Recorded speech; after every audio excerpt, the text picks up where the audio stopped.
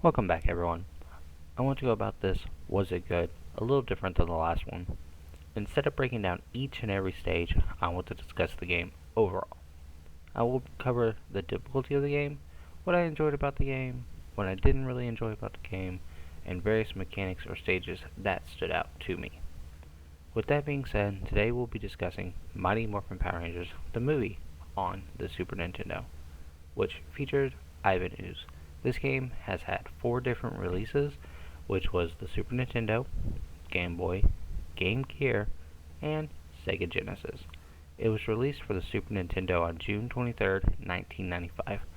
While I do remember bits and pieces of this game, I felt that I was playing a few stages completely blind.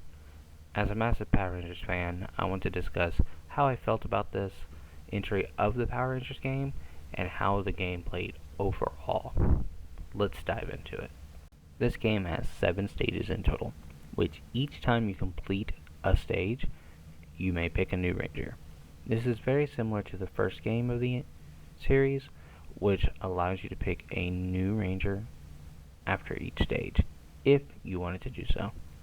The rangers featured in this game are Rocky, Aisha, Adam, Billy, Kim, and Tommy. Each stage feels longer than the previous game, but personally it can feel some levels were a bit too drawn out. Each stage did feel very isolated, but not very attached to the actual movie. When I first started this game, I went in with the exact same expectation as it would be very similar to the last one, which only released 6 months before this game.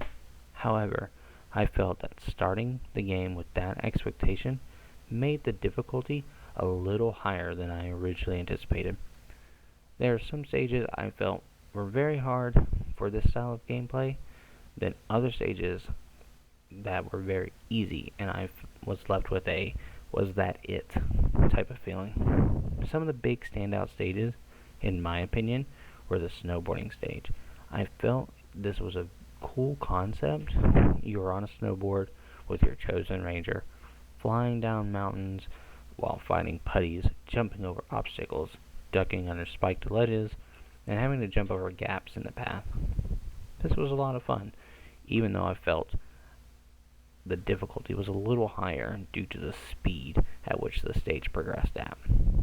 The final stage, where you have to escape after defeating Ivan Ooze with a timer, felt like a fun challenge. It did also seem like a situation the Rangers would be in.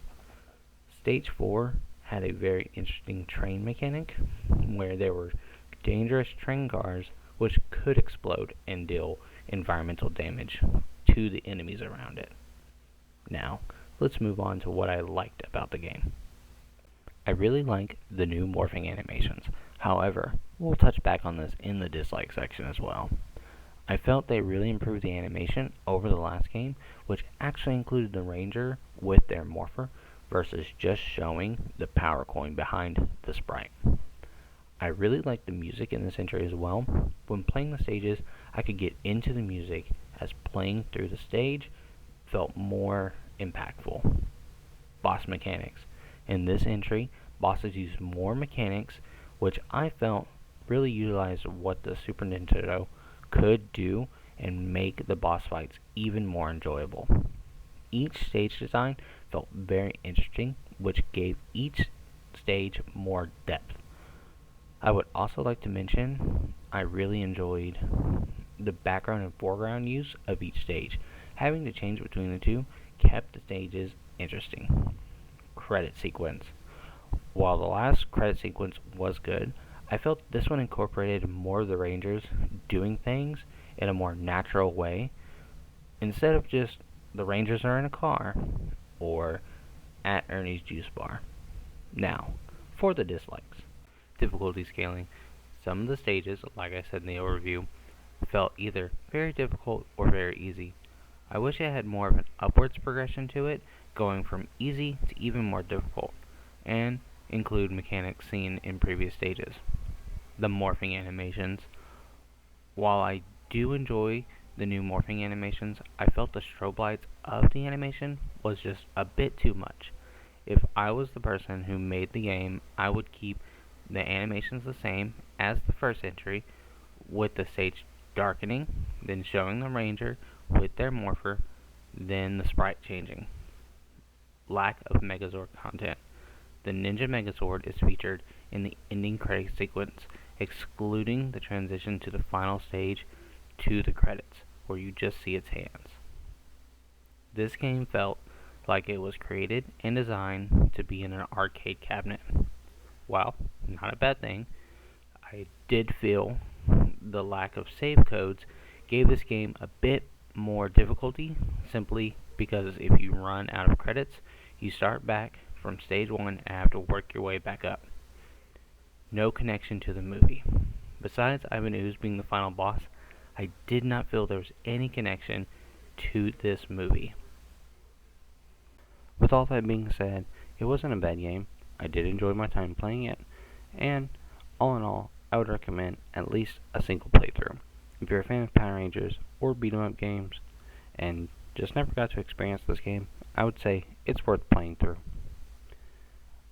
Just like the last game, it's not a long game with an hour or two of playtime to beat the game. I would give this game a solid 3 power coins out of 6. It's not a bad game, but it could definitely be better. Thanks for watching. Please like and subscribe and comment down below if you've played this game and what you think of it. And always remember, may the power protect you.